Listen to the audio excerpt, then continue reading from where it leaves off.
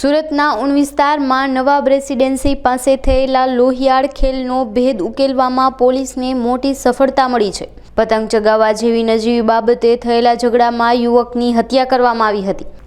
આ મામલે પોલીસે મુખ્ય આરોપી શોએબ ખાન પઠાણ સહિત 4 કાયદાના સંઘર્ષમાં આવેલા સગીરોની ધરપકડ કરી છે।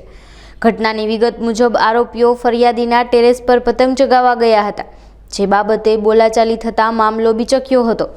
આવેશમાં થયેલા આરોપીઓએ ફરિયાદીના પતિ અને તેમના દિયર પર છરી વડે હુમલો કરતા ઝાકર અલીનું ઘટના સ્થળે જ મોત નીપજ્યું હતું, જ્યારે તેના ભાઈને ગંભીર હાલતમાં હોસ્પિટલ ખસેડાયા છે।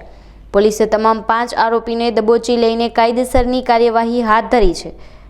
ગઈ તારીખ 2/1/2026 રોજ ભેસ્તાન તિરુપતિનગર બજરંગી બિલ્ડિંગ છે, કાલીપીચ રેલવે ફાટક પાસે આવેલી છે। ત્યાં ગઈકાલે સાંજે 5 વાગ્યાના સુમારે આરોપી જે એક શોએબ રઈસ ખાન પઠાણ, એની ઉંમર છે 18 વર્ષ 11 માસ, તથા અન્ય 4 કાયદાના સંઘર્ષમાં આવેલા કિશોરો ફરિયાદીના ધાબા ઉપર પતંગ ચગાવવા અને રમવા માટે ગયેલા હતા।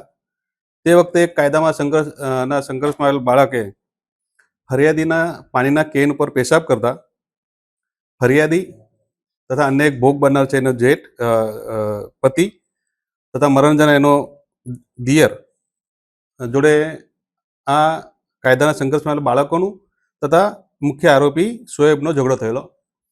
મારામારી દરમિયાન મુખ્ય આરોપી શોએબે મરણ જનાર ને છાતીના ભાગે ગંભીર ઈજાઓ પહોંચાડેલી અને જે ભોગ બનનાર છે એને પણ ઈજાઓ પહોંચાડેલી અને એક મર્ડરનો બનાવ પામેલ એની સૌપ્રથમ જાણ કંટ્રોલ રૂમમાં થતાં ભેસ્તાન પોલીસ, જીઆઈડીસી પોલીસ તાત્કાલિક એક્શનમાં આવેલી, સ્થળ વિઝિટ કરેલી।